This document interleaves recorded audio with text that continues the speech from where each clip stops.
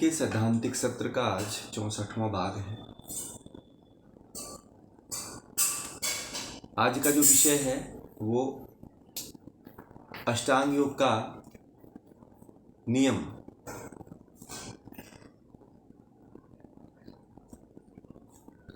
ठीक है, अष्टांग योग में नियम का स्वरूप। अष्टांग योग में नियम क्या है, नियम कितने हैं। यम 5 थे, नियम भी 5 हैं। तो उसी पे आज का जो विषय है उसी का स्वरूप है नियम का। बिना नियम का जीवन नहीं चलता है, बिना यमों का जीवन नहीं चलता है। बिना यम का हम अपने अस्तित्व की कल्पना भी नहीं कर सकते, वास्तविक अस्तित्व की। बाकी ऐसे अस्तित्व बिना सामान्य अस्तित्व बना करके जीना है तो जिए।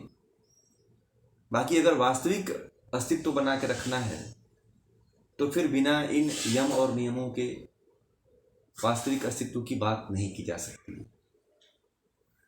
और ये बात हमारी ऋषियों ने अनादिकाल से कहा है। वही कार्य जो है कह रहे हैं, क्या कह रहे हैं 32वें श्लोक में कि शौच संतोष तपः स्वाध्याय ईश्वर प्रणिधानानि नियमा। शौच, अब इसके डायरेक्ट हम इसके अर्थ पे आते हैं। शब्दों के अर्थ का ज़्यादा इसमें कोई वो नहीं है, सब लोग जानते हैं, इसलिए डायरेक्ट इस अर्थ पे आते हैं कि महर्षि पतंजलि कह रहे हैं कि शौच, संतोष, तप, स्वाध्याय और ईश्वर प्रणिधान, ये 5 नियम हैं। ये शौच, संतोष, तप, स्वाध्याय और ईश्वर प्रणिधान, ये 5 नियम हैं। नाम से ही विदित हो रहा होगा या पढ़ भी लिए होंगे, जानते भी कुछ होंगे इसके बारे में।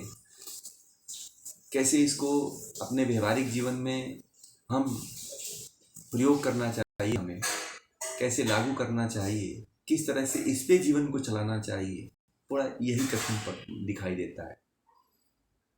बाकी हर जगह सुनते चले आए हैं, हर कोई बताता यही चला आया है कि जो है यम नियम का पालन करो, यम नियम का पालन करो। अब प्रश्न यहाँ पे आके खड़ा हो जाता है कि किस तरह से पालन करें। काम करना है तो झूठ बोलना ही पड़ेगा, ऑफिस में जाओ तो इधर उधर 3-5 करना ही पड़ेगा, बाजार में जाओ तो इधर की काटा पीटी करना ही पड़ेगा। तो ये तमाम झंझावात होते हैं और उसके बाद यम और नियम होता है। आदमी को समझ नहीं आता है क्या करें। क्यों? इसलिए नहीं समझ में आता है कि वो कभी इन मूल्यों से उसने कभी अपना नाता जोड़ा ही नहीं, इन मूल्यों को अपने जीवन में कोई स्थान दिया ही नहीं, इन मूल्यों के अनुसार जीवन को बनाने का कभी विचार उसके अंदर आया ही नहीं।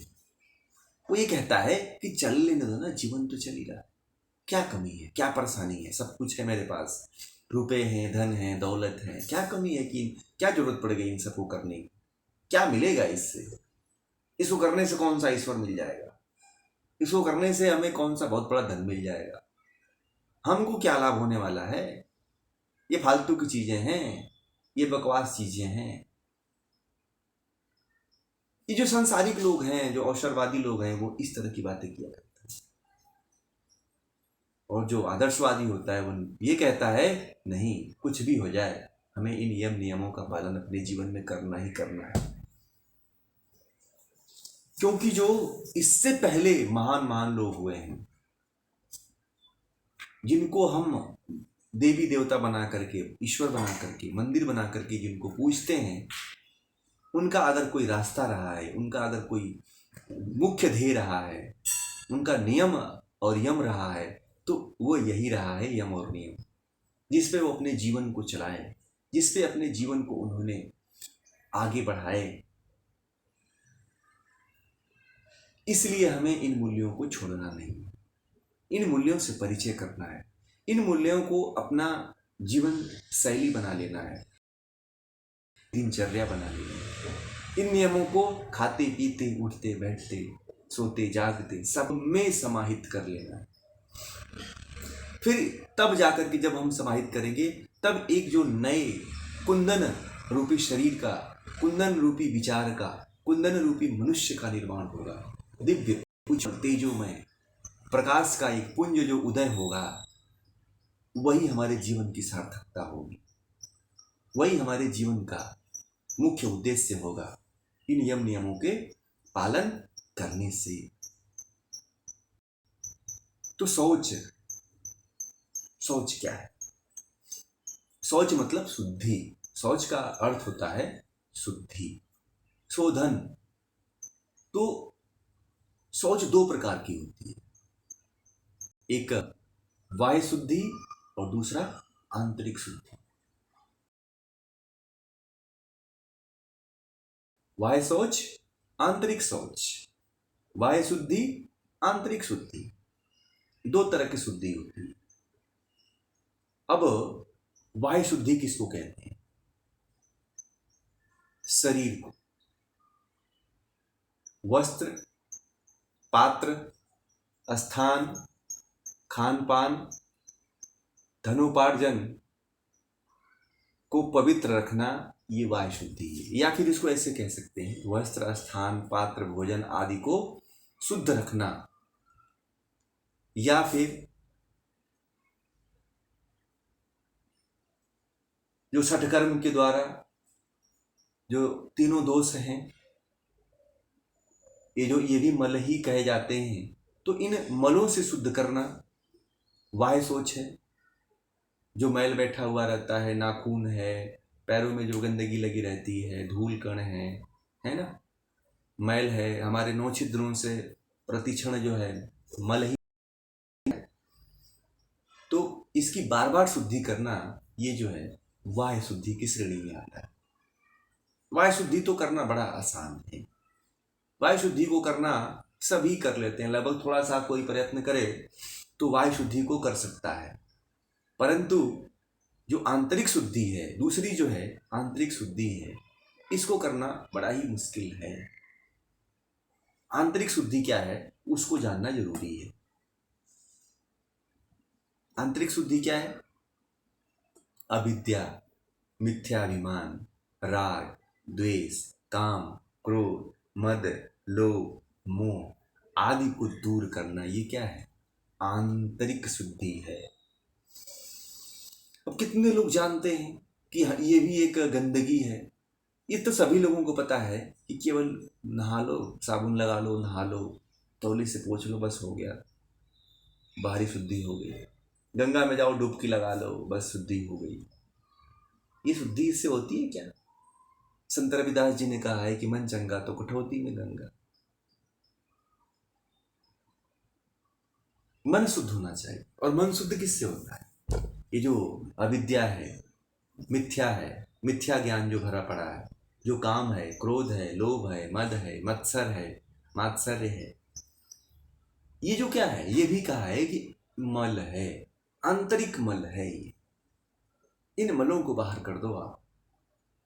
अब एक दिन जो है काम, क्रोध, लोभ, मोह, मद, मात्सर्य के बारे में बड़ा ही विधिवत बताया था पीछे वाले जो श्लोक थे उनमें। तो शायद मुझे लगता है कि इनको बताने की आवश्यकता नहीं है कि काम क्या है, क्रोध क्या है, लोभ क्या है, मोह क्या है, मद क्या है, मत्सर क्या है। ये ऐसे हमारे शरीर में मल के रूप में स्थित हैं जो हमको तरह तरह के कष्टों से प्रताड़ित करते रहते हैं अंदर अंदर। पता ही नहीं चलता है कि कभी हम क्रोध आ जाता है, कभी हम ईर्ष्या करने लगते हैं, कभी लोभ आ जाता है, कभी मद में चूर हो जाते हैं, कभी मोहित हो जाते हैं। चाहे हमारे ऊपर कोई मोहित होता है, चाहे हम किसी के ऊपर मोहित हो जाते हैं। मात्सर्य, कभी चलने लगते हैं किसी से, कोई हमसे आगे बढ़ गया, हमारे बीच से कोई उठ खड़ा हुआ तो उससे भी हम जलन करने लगते हैं। तो ये जो मल है, जो मन के मल है, उस मन के मल को धोना है। इसको आने न दें कभी जीवन में। जैसे आपने शरीर को धो डाला, वैसे ही ये जो अज्ञान है, अंधकार है, उल्टा ज्ञान है, काम है, क्रोध है, लोभ है, इन सबको जो है हटा दिया करिए अपने जीवन से, धो दिया करिए। और धोने का एक ही मार्ग है, क्या? बार बार अभ्यास करना पड़ेगा, तब स्वाध्याय, ईश्वर प्रणिधान करना पड़ेगा, तब जाकर के ये मल धुलेंगे। आंतरिक रूप से शुद्धि होना बड़ा ही कठिन है।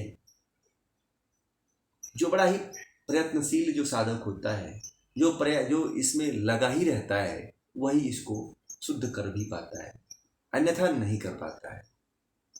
जो थोड़ा सा प्रयत्न करता है कि हाँ ये तो काम क्रोध लोभ ये तो मन के मैल हैं, आंतरिक मल हैं, ये मल जब हैं तो हम इनके बीच में क्यों फंसते हैं भाई? समझने वाली बात है। जब हमें ये पता चल गया कि काम भी मल है तभी तो धोना है ना इसको, यानी कि हटाना है इसको। क्रोध आ गया तो ये भी एक मल ही है। जब आपको ये पता चल गया कि कचरे को लेकर के आप लड़ें, कचरे को लेकर के आप अपने घर में खूब फैलाएं, तो आपको अच्छा लगेगा? नहीं लगेगा। तो ये जो कचरे का ढेर जो काम है, क्रोध है, लोभ है, मोह है, मद है, मत्सर है, ये जो कचरा है, जब ये आपके अंदर आए तो समझिए ये कि मैं कचरे को लेकर ढो रहा हूँ या फिर अपने आप को लेकर ढो रहा हूँ। तो थोड़ा सा तो सेंस होगा ना, थोड़ा सा तो उसमें ज्ञान आएगा, थोड़ी सी तो चेतना जगेगी कि अरे नहीं ये तो क्या है, ये तो कचरा है, ये तो आंतरिक कचरा है, इसको बाहर फेंको। क्योंकि हमने एक नियम पालन किया है शौच के माध्यम से। जैसे शौच से शरीर पे गंदगी बन जाती है, पसीना निकल आता है, तो साबुन से स्नान करते हैं, जल से स्नान करते हैं, मिट्टी से स्नान करते हैं, उबटन से स्नान करते हैं, तो वो बाहर शुद्ध होता है। फिर आंतरिक रूप से शुद्ध करिए, ज्ञान के द्वारा शुद्ध करिए। कभी गीता को पढ़ लीजिए, कभी रामायण को पढ़ लीजिए, किसी विद्वान से चर्चा कर लीजिए। कभी किसी विद्वान से जब ज़्यादा इन सब चीज़ों में घिर जाएं तो उससे इसके बारे में वार्तालाप किया करें, तो वो मिट जाएगा। और ज्ञान ही है जो इसको मिटा सकता है, और कोई माध्यम है नहीं। तो ये जो है शौच है। अब संतोष आता है। दूसरा जो नियम है वो संतोष आता है। संतोष क्या होता है कि अपने पास जो भी विद्यमान ज्ञान है, बल है, साधन है, या जो भी आपने पुरुषार्थ किया है, उससे जो भी आनंद मिल रहा है, आपको बल मिल रहा है, धन के रूप में जो या फल मिल रहा है आपको, उसमें ही संतुष्ट रहना, उससे अधिक इच्छा न करना। यानी कि संपूर्ण पुरुषार्थ करने के बाद, यानी कि जो भी आप कार्य करते हैं, वो कार्य करने के बाद, नौकरी करने के बाद, या फिर और कोई व्यवसाय करने के बाद जो भी प्राप्त होता है, उसी में संतुष्ट रहना, अधिक न चाहना, ये क्या है? संतोष है। आजकल लोगों को संतोष है क्या? किसी को नहीं संतोष है। अगर 1 लाख रुपए महीने सैलरी उसकी वो पाता है या पाती है, तो वो सोचती है कि कहीं से इंक्रीमेंट हो जाता, कहीं से महंगाई भत्ता मिल जाता, इस पैसे को कहीं और जमा कर देते तो और बढ़ जाता। तो उसके अंदर असंतोष हमेशा व्याप्त रहता है। जो इतना कमाया उस पैसे को ले जाकर के दूसरे बैंक में डाल देता है। और ये जो शरीर है, शरीर को भोग के लिए, शरीर के उपयोग के लिए, फिर वो कोई नहीं भोग पाता है। अनादिकाल से ऐसा ही हो रहा है कि धन जो है केवल सुरक्षित स्थानों पे ही पड़ा रहता है। वो आदमी के रक्षा, आदमी के उपयोग के लिए, मनुष्य के उपयोग के लिए, मनुष्य के साधन के उपयोग के लिए, मनुष्य के जीवन के लिए कभी बहुत ज़्यादा उपयोग में नहीं आ पाता है। सुरक्षित स्थानों में सुरक्षित पड़ा रह जाता है। उसका उपयोग जो है जीवन के न्यून साधनों में ही प्रयोग आता है। इसलिए जो है जितना है उतने में ही संतुष्टि रखना चाहिए। बहुत अधिक धन की लालसा और लालच नहीं करनी चाहिए। ये कम होने वाला नहीं है, ये बढ़ता ही रहेगा। आज आप 1000 रुपये की नौकरी करते हैं, कल 10,000 मिलेगा तो वो भी कम पड़ेगा, फिर 20,000 मिलेगा फिर वो भी कम पड़ेगा, 30,000 मिलेगा फिर वो भी कम पड़ेगा, 40,000 मिलेगा फिर वो भी कम पड़ेगा। इस तरह से आकांक्षाएं दिन प्रतिदिन बढ़ती चली जाएगी। एक तबका ये भी रहता है कि एक दिन में 100 रुपये कमाता है, उसमें अपने बच्चों को भी पालता है और खाना भी खाता है, शराब भी पीता है। एक तबका ऐसा है कि जो है लाख रुपया महीने कमाता है और उस लाख रुपये में फिल्म भी देखता है, होटल में भी खाना खाने जाता है, बच्चों को भी पढ़ाता है, फिर भी उसको कम पड़ जाता है। क्यों? क्योंकि संतोष नहीं है। जो 100 रुपये कमाता है उसको संतोष है, परंतु जो लाख रुपए कमाता है उसको संतोष नहीं है। इसलिए संतोष का भाव अपने अंदर जागृत रखिए। संतोष अगर आ जाता है तो जीवन में इतनी बड़ी क्रांति होती है। शौच जब प्राप्त हो जाता है, अभी इसके बारे में फल बताएंगे तो आपको पता चलेगा इन महाव्रतों के जो फल क्या क्या होते हैं। तो संतोष रखिए, सभी तरह के धन प्राप्त हो जाते हैं। सारे धन कहते हैं कि आपके चरण में आ जाते हैं। संतोष होना चाहिए, जितना आप कमाते हो उतने में ही संतुष्ट रहो, बस अभी से ज़्यादा नहीं चाहिए। इसमें अपने जीवन को हम काट लेंगे। योग करने वाले साधक को खास तरह से ये विचार होना चाहिए, भाव होना चाहिए। हाँ, जीवन के लिए धन जरूरी है, बिना धन के कुछ नहीं होता, परंतु जो है उसमें संतुष्टि भी रखना जरूरी है। नहीं तो मानसिक भावनाएं अगर विकृत हो गई तो फिर आप बहुत आगे नहीं बढ़ पाओगे, बहुत लंबे रेस का घोड़ा नहीं बन पाओगे। आप जो साधना करना है, जो तप करना है, फिर आप वो नहीं कर पाओगे। फिर आप इतना विचलित हो जाओगे, इतना विचलित हो जाओगे कि फिर कभी, जो मैं एक व्यक्ति का उदाहरण दिया कि वो निकला था साधना करने और वो फिर संसार में जाकर के, जिस संसार को छोड़ के आया था उसी संसार में जाकर के फिर लिप्त हो गया वो, जिस व्यक्ति का मैंने अभी उदाहरण दिया। योग को इसलिए पढ़ाई किया उसने योग का कि मैं संसार से थोड़ा सा शांति प्राप्त करना चाहता हूँ, मगर योग की पढ़ाई करने के बाद और अशांत हो गया। तो इस तरह से नहीं होना है, संतुष्ट हो जाना है जीवन में। ये संतोष रहा और आप भी अपने जीवन में संतोष का पालन जरूर किया करें आप लोग, तभी जो है जीवन की सार्थकता सिद्ध हो सकती है, अन्यथा नहीं हो सकती है। आप ऐसे भटकते रहोगे, ऐसे जन्म लेते रहोगे, यहाँ आते रहोगे, जाते रहोगे, फिर भी कुछ नहीं मिलेगा आपको। अगला जो है, जो नियम है वो है तप। तप क्या होता है? बहुत लोग कहते हैं तपस्या करना है, तप करना है, हैं? बहुत लोग ऐसे कहते हैं। तो तप क्या होता है? तप वो होता है यानी कि धर्माचरण करते हुए, धर्म का आचरण करते हुए हानि लाभ, मान अपमान, सर्दी गर्मी, भूख प्यास, जय पराजय, इन सभी द्वंद्वों को सहना ही तप है।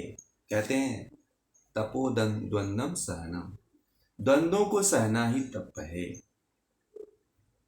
कौन सहता है?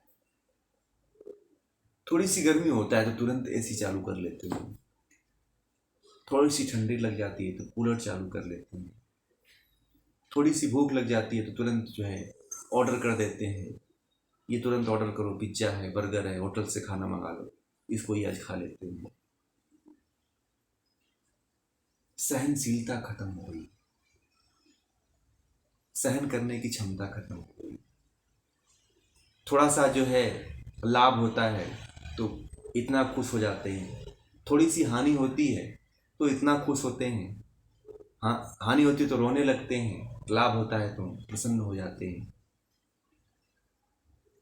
तुरंत जो है अहंकार बढ़ता है तो तुरंत किसी का अपमान कर देते हैं, और हमें जब थोड़ा सा लाभ लेना होता है तो तुरंत किसी का मान बढ़ा देते हैं, किसी का मान सम्मान बढ़ा के बातें करने लगते हैं।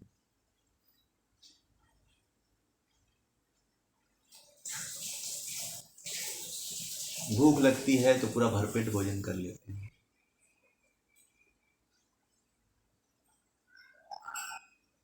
जब कुछ नहीं होता है तो कुछ भी नहीं कर पाते हैं। तो ये सारी द्वंद्व हैं, जीवन में आते रहते हैं, लाभ हान, मान जय पराजय। कोई पराजित हो गया तब भी दुखित हो जाता है कि हमको फला व्यक्ति ने पराजित कर दिया। अब उसको उसके प्रति द्वंद्व की भावना खड़ी हो जाती है, उसके प्रति विचार बदल जाते हैं, उसके प्रति भाव बदल जाते हैं, उससे उल्टा सीधा जो भी कहना होता है कहना शुरू कर देते हैं। हमारे मन के विचार बदल जाते हैं, हमारे मन के भाव बदल जाते हैं। तो इस तरह से हमें जो है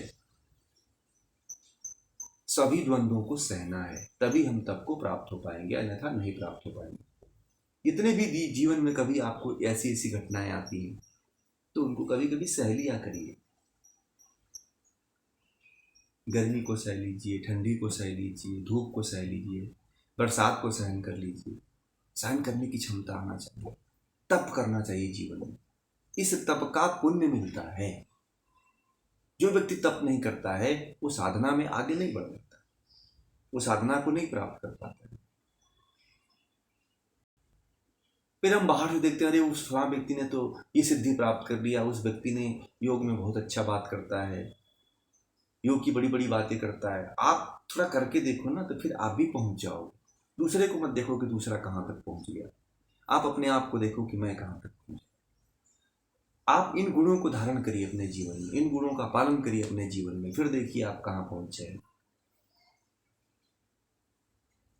शौच, संतोष और तप, ये जो 3 विषय हैं आज यहीं पे पूरा करते हैं। कल जो विषय स्वाध्याय, विषय प्रणिधान, बड़ा ही थोड़ा सा बड़ा विषय दोनों है, तो इस के बारे में हम कल चर्चा करेंगे, क्योंकि थोड़ा ओभर न हो इसलिए जो है ये बहुत बड़े विषय हैं, छोटे करके भी बताए जा सकते हैं, परंतु मैं इसलिए नहीं बताना चाहता हूँ कि जो ध्येय है समझना और प्राप्त करना शायद वो छूट जाएगा, और हमें ही संतुष्टि नहीं मिल पाती है कि थोड़ा थोड़ा थोड़ा ज्ञान दो तो पता नहीं चलता है।